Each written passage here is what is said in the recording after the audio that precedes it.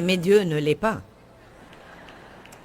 Souvent, si Dieu n'agit pas selon mon programme de travail, et s'il ne fait pas ce que je veux et quand je veux, je peux me sentir mécontente et troublée dans mon esprit. J'aimerais bien vous citer encore une fois ce que l'apôtre Paul a dit dans Philippiens 4, 11. J'ai appris à être content.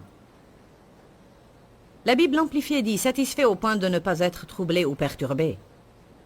Ceci ne veut pas dire qu'il n'a jamais voulu changer. Nous allons tous vouloir changer. Mais l'essentiel, c'est que Dieu veut que nous jouissions de notre vie. Il veut que nous apprenions à être contents là où nous sommes, sur notre chemin vers le but. Parce que si vous n'apprenez pas à patienter, et si je n'apprends pas à patienter, nous allons mener de misérables vies. Car un peu de bon sens nous dira, si nous revenons sur notre passé, que nous passons plus de temps à attendre qu'à recevoir. Parce que vous attendez quelque chose, vous attendez, puis vous aurez votre percée. Béni soit le Seigneur, alléluia, et nous sommes tous excités, puis nous commençons à attendre autre chose. Quand j'ai finalement réalisé cela, j'ai pensé, vaut mieux que j'apprenne à patienter. Parce qu'en fait, je ne savais pas patienter. Une des faiblesses de mon caractère est que je suis impatiente de nature. Et vous savez, toute personne arrive sur cette terre avec des points forts ainsi que des points faibles. Et la puissance de Dieu se manifeste en général dans nos faiblesses si nous lui faisons confiance. Et je vais être très honnête avec vous et vous dire que je lutte contre l'impatience chaque jour de ma vie. Je n'aime pas attendre, je veux ce que je veux et quand je le veux, et je veux que les autres fassent ce que je veux et quand je le veux. Amen. Êtes-vous pareil? Ce matin, Dave a porté un pantalon qui n'était pas du tout assorti avec sa veste, et à la dernière minute, il fallait qu'on lui repasse un autre pantalon. L'important, c'est que nous étions en route pour venir ici, et il était 10h10, et moi je n'arrive pas en retard à mes réunions. Je suis toujours présent dès que l'adoration commence, et je fais cela pour donner le bon exemple, et parce que ma participation à l'adoration m'est une grande aide. Elle aide à libérer et à augmenter aussi l'onction dans ma vie. Et c'est ce que je sens à cet égard. Je connais des personnes qui ne font pas la même chose, mais c'est ce que je fais moi-même. Et je n'aime pas être en retard. Alors dès que j'ai réalisé qu'il était 10h10 et que je n'allais pas arriver avant 10h15, j'ai commencé à me sentir vraiment comme si je vais... Et puis j'ai pensé, bon, il est maintenant 10h10 et je n'y peux rien. Il m'est impossible d'arriver à 10h moins 10. Nous sommes souvent très énervés et contrariés par des différentes choses que nous ne pouvons pas changer, des choses qui ont déjà eu lieu et que nous ne pouvons pas changer du tout. Alors là, nous devons faire confiance à Dieu pour qu'il règle les choses. Paul a dit, j'ai appris le secret d'être content que je sois rassasié ou affamé, que je sois humilié et que je n'ai pas ce que je veux et que je sois dans l'abondance et que j'ai tout ce que je veux. J'ai appris à être stable. Alors, si nous voulons jouir de notre vie comme il faut, nous aurons à apprendre à bien patienter. Qui ici ne sait pas patienter? Bon, certains pourraient attendre à jamais sans se soucier. Mon mari est l'un d'eux. Il dit... On verra, c'est le leitmotiv de Dave, on verra. Béni soit le Seigneur, lent et solide, rapide et fragile, alors que moi... Il a une capacité surnaturelle. Avez-vous jamais remarqué comment Dieu vous met souvent avec une personne de caractère opposé? Il y a ici des parleurs mariés à des personnes qui parlent rarement. Il y a aussi beaucoup de personnes qui s'enthousiasment vraiment pour tout. Oh, gloire à Dieu! Mariés à des personnes qui sont...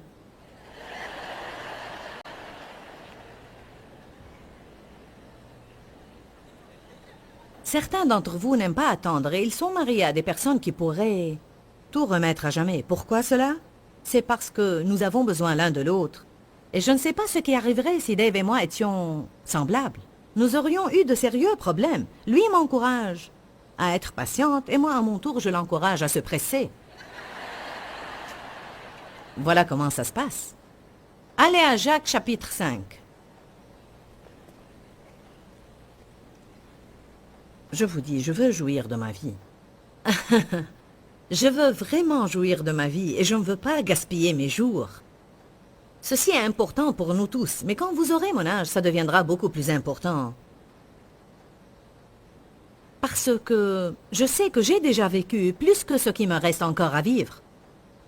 Pour être honnête avec vous, on ressent les choses d'une façon différente quand on devient âgé parce que je réalise que jour après jour, mon temps devient de plus en plus limité, alors je ne veux pas perdre mon temps. Et le jour que je passe à être contrarié est en fait un jour perdu. Quelqu'un peut dire Amen? Jacques chapitre 5, verset 7 dit « Soyez donc patients, frères. » La version amplifiée de la Bible dit entre parenthèses « en attendant ». Il ne dit pas si vous attendez. Il est normal d'attendre dans la vie. Soyez patients en attendant l'avènement du Seigneur.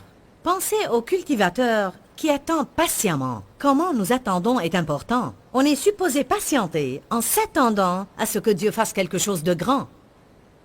Et garder l'esprit d'attente dans l'expectative rend la vie intéressante et passionnante. Nous avons à nous attendre toujours à avoir une percée dans notre vie pour nos bien-aimés et nous avons à verbaliser cela. Dieu, tout est possible. Je m'attends à ce que quelque chose de bien ait lieu aujourd'hui. Je m'attends à une percée aujourd'hui. Ne permettez pas au diable de vous mentir et ne verbalisez pas ce qu'il vous dit. Ça ne va jamais changer, ça ne va jamais changer. Je ne vais jamais avoir de l'argent. Je ne vais jamais avoir un meilleur travail. Je ne vais jamais me marier. Jamais, jamais. Nous devons arrêter de dire jamais et commencer à dire soudain. Je m'attends à une percée de Dieu soudain, au milieu de la nuit. Quand Paul et Silas étaient en prison, soudain, une lumière y jaillit, la prison fut ébranlée et les portes s'ouvrirent. Il est intéressant de faire une étude sur le mot « soudain » dans la Bible, afin de voir combien Dieu a fait de merveilleuses choses soudain. Vous pouvez avoir un problème durant 25 ans et en souffrir, même ce matin, mais il se peut qu'il soit totalement résolu ce soir avant d'aller au lit, si c'est Dieu qui tient le volant. Aux hommes, cela est impossible, mais à Dieu, tout est possible. Alléluia. Tout le monde va attendre. La patience est vraiment... Nous avons parlé de la patience. La patience n'est pas la capacité d'attendre. Ce n'est pas le vrai sens du mot. La patience, c'est comment vous agissez pendant que vous attendez. Attendre est une chose, alors que patienter est une attitude. La patience ne se développe que durant les tribulations. Selon le dictionnaire grec, vous ne pouvez développer votre patience que lorsque vous n'obtenez pas ce que vous voulez quand vous le voulez, ou lorsque vous n'arrivez pas à vous débarrasser de certaines choses que vous ne voulez pas dans votre vie, et quand vous endurez avec une bonne attitude. Quand j'endure avec une bonne attitude, je développe ma patience. On reçoit les dons, mais le fruit grandit et se développe. Le Seigneur dépose la graine du fruit de l'Esprit en nous quand le Saint-Esprit vient habiter en nous. Puis chacun de ces 9 fruits dont la Bible parle dans Galates a à se développer dans notre vie. Le développement veut dire que nous aurons à nous en servir. Comment vous développez vos muscles? Vous vous en servez. Comment vous développez le fruit de l'Esprit? Vous vous en servez. Il faut qu'il y ait une raison pour que vous vous en serviez et puis il se développe. Alors quand nous passons par des moments difficiles, nous devons dire « je grandis ». Ça fait mal, mais je grandis. Pensez un peu au laboureur. Il attend les précieuses récoltes de sa terre. Pensez comment il garde sa patience vigilante à leur égard, jusqu'à ce qu'il ait reçu les pluies de la première et l'arrière-saison. C'est quoi la patience vigilante? Ce sont les choses qu'il fait en attendant.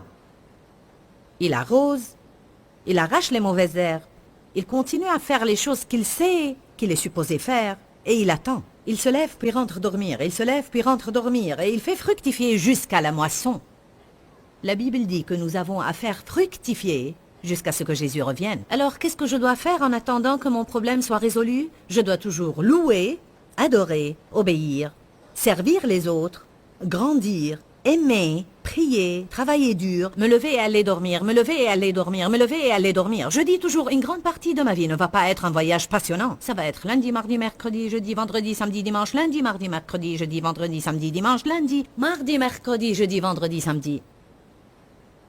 Je veux vous dire que toute nouvelle chose dans la vie est excitante au début, mais elle perdra de son excitation après que vous l'ayez faite plusieurs fois. Et les gens les plus misérables, à mon avis, sont ceux qui passent toute leur vie à trouver quelque chose de passionnant pour y participer et ils vivent selon leurs émotions Et quand une certaine relation ne leur est plus passionnante, ils cherchent une autre qui est plus passionnante. Quand une église ne leur est plus passionnante, ils pensent que cette saison est terminée et qu'il est temps de changer d'église.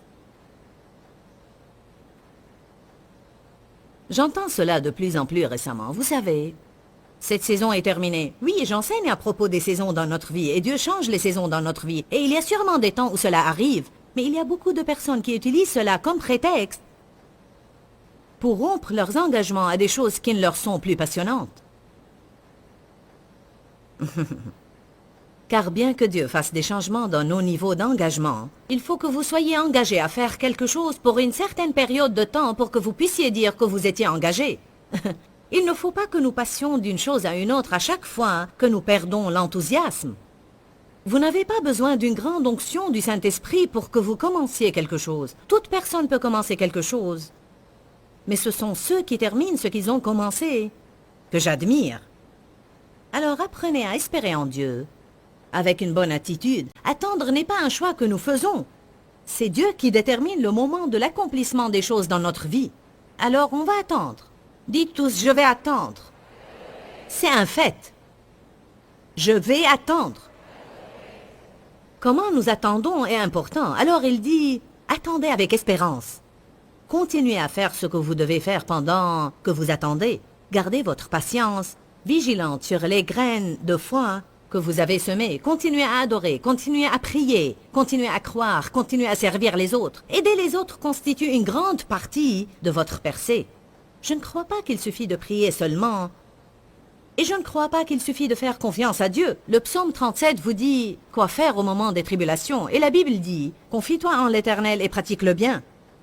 Je dois faire deux choses, me confier en Dieu et continuer à aider les autres. Et si j'avais un problème aujourd'hui, peut-être que j'ai un problème. Peut-être que j'ai un problème personnel, mais ceci ne m'a pas poussé à rester chez moi et ne m'a pas empêché de venir ici.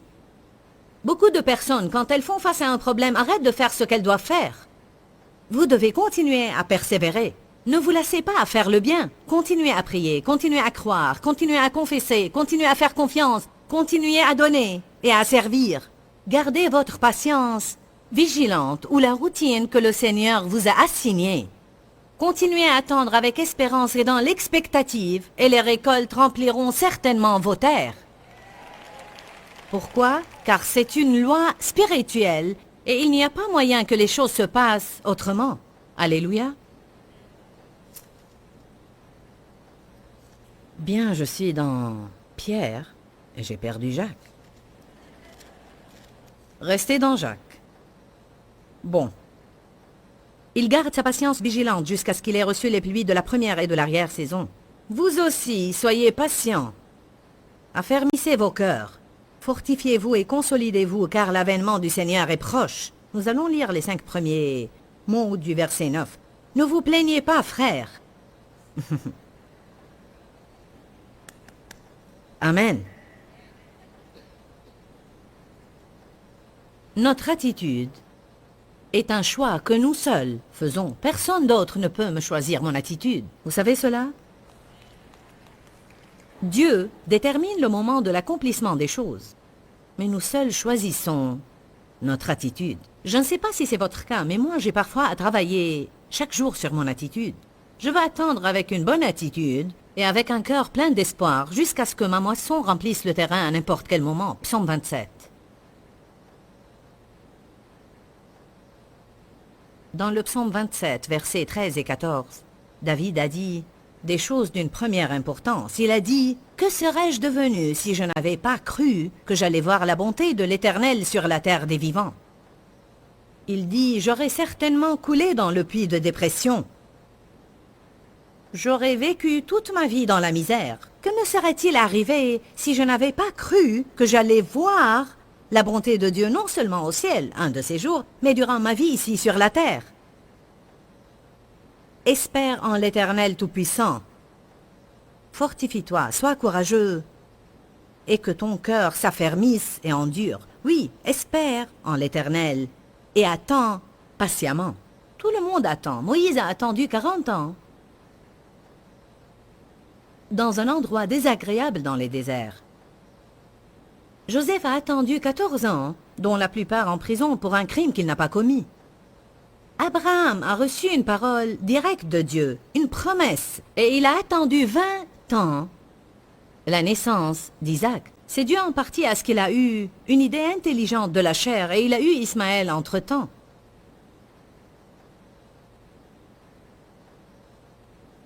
Job a attendu. Ruth a attendu. Esther a attendu. J'ai attendu. Et j'attends maintenant aussi certaines choses. Et quand j'aurai cette percée, je vais attendre autre chose. Depuis plusieurs années, j'ai dit à Dave à propos du ministère. Quand arriverons-nous au point où nous n'aurons pas à avoir affaire à quelque chose tout le temps?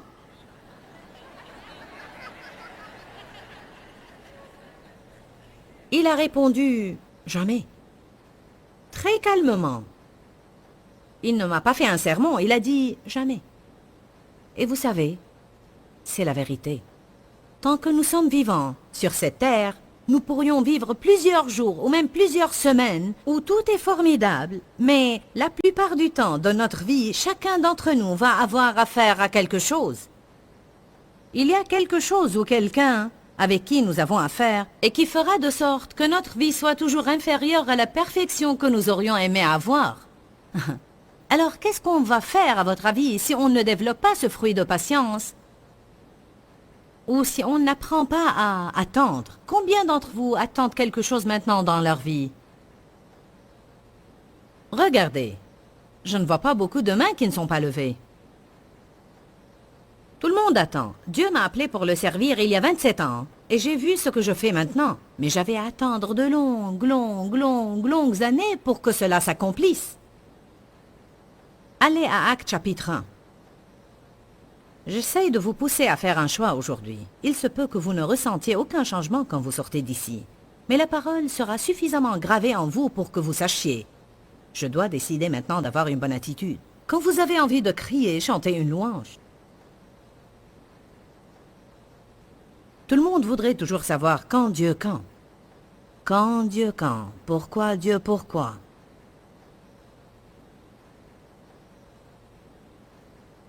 Verset 6. Alors les apôtres réunis lui demandèrent, « Seigneur, est-ce en ce temps que tu rétabliras et restaureras le royaume d'Israël » Il leur répondit, « Ce n'est pas à vous, et il ne vous appartient pas, d'être informés de ce que l'avenir porte, et de connaître les temps ou les périodes ou les années ou les saisons ou les moments critiques dans les prochaines années à venir, que le Père a fixé, déterminé et réservé de son propre choix, de sa propre autorité et par son propre pouvoir. » Il leur répondit en d'autres termes, ou si on le disait dans notre langage actuel, « Ça ne vous regarde pas. » N'est-ce pas ça ce qu'il a dit? Ce n'est pas à vous de connaître. Ce privilège m'appartient. C'est moi qui connais les temps. Dieu veut que nous lui fassions confiance pour savoir qu'il accomplira les choses dans notre vie au bon moment. Laissez-moi maintenant vous citer une déclaration qui m'est très importante. Avoir confiance en Dieu n'existe pas sans avoir des questions restées sans réponse. Si nous connaissions tout ce que Dieu connaît, il ne serait plus notre Dieu. Car celui qui va être Dieu dans ma vie doit connaître plus que moi, n'est-ce pas? Il doit me dépasser en savoir, en connaissance et en sagesse aussi. Dans Luc 19, 13, la Bible dit « Faites fructifier jusqu'à ce que je revienne ». C'est un des exemples dans lesquels les talents ont été donnés aux gens. Puis il dit « Allez et investissez et ayez un grand rendement jusqu'à ce que je revienne et vous me rendrez compte. Prenez tout ce que je vous ai donné, exploitez-le bien. Faites ce pourquoi je vous ai envoyé jusqu'à ce que je revienne. » Je ne dois pas me soucier pour savoir quand Jésus reviendra. Ne comprenez pas de travers ce que je vais vous dire. Je pense que ce serait bien de faire des études d'eschatologie et je crois qu'on doit lire l'Apocalypse. La Bible nous confirme que celui qui le lit sera béni et c'est bien d'écouter des enseignements et des différentes théories à propos du retour de Jésus et ce que nous devons attendre en ce jour. Je ne vous dis pas de rester ignorant, mais je crois que les gens commettent une grande erreur en s'appliquant à savoir quand Jésus reviendra, car si vous vous laissez prendre par des choses pareilles, vous ne ferez pas ce que vous êtes supposé faire maintenant. Je ne sais pas quand Jésus reviendra. On s'attendait à ce qu'il revienne en 88, mais il n'est pas revenu. Puis on s'attendait à ce qu'il revienne en l'an 2000, On s'attendait à des catastrophes avec les ordinateurs et on s'est préparé pour cet événement, mais Jésus n'est pas revenu. Depuis que j'ai connu le Seigneur, j'entends dire que le monde ne pourra pas subsister après l'an 2000. Ce n'est pas possible. Je cherchais toutes les dates, les fêtes et les chiffres et les gens me le prouvaient bibliquement. Mais vous savez, c'est quoi la vérité? Personne ne sait quand Jésus viendra. Bientôt. C'est-à-dire quand? Quand il sera prêt. Autant fixé, c'est-à-dire quand? Personne ne sait.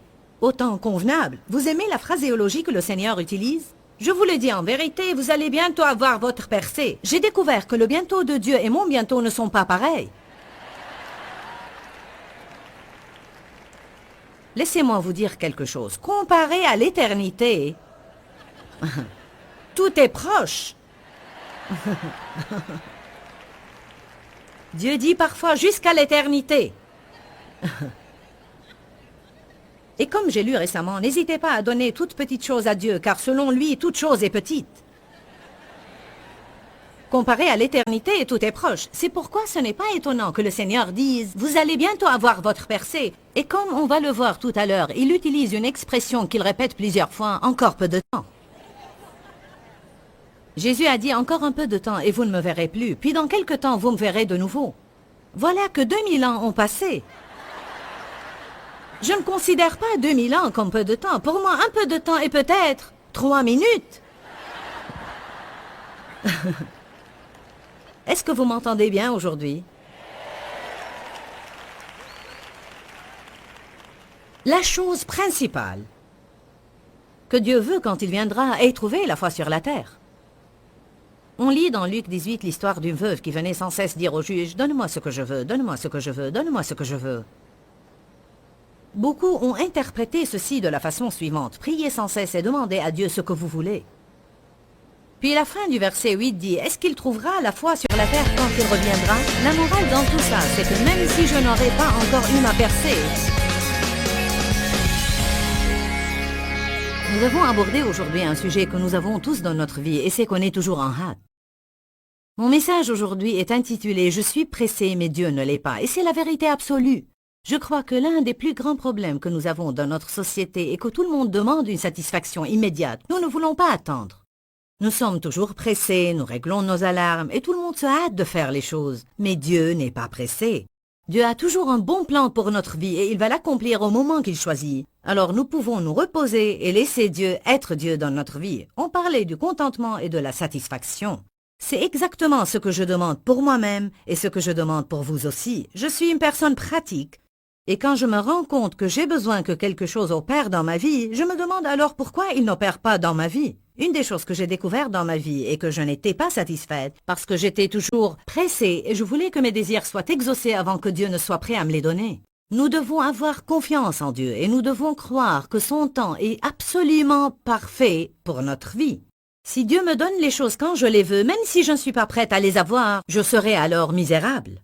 Je vais vous encourager aujourd'hui à prendre une décision. Je vais avoir confiance en Dieu. Je vais croire qu'il choisit bien les moments dans ma vie. Et je ne vais pas perdre cette journée à être misérable. Je vais jouir de cette journée que le Seigneur m'a donnée. Pourquoi, Seigneur, pourquoi? Dans ce livret, Joyce Meyer nous enseigne à travers la parole comment être délivré de la confusion. Pour obtenir ce livret gratuitement, écrivez-nous à Joyce Meyer, boîte postale 40095-6300 Larnaca, Chypre. Ou bien visitez notre site web www.joycemeyer.com.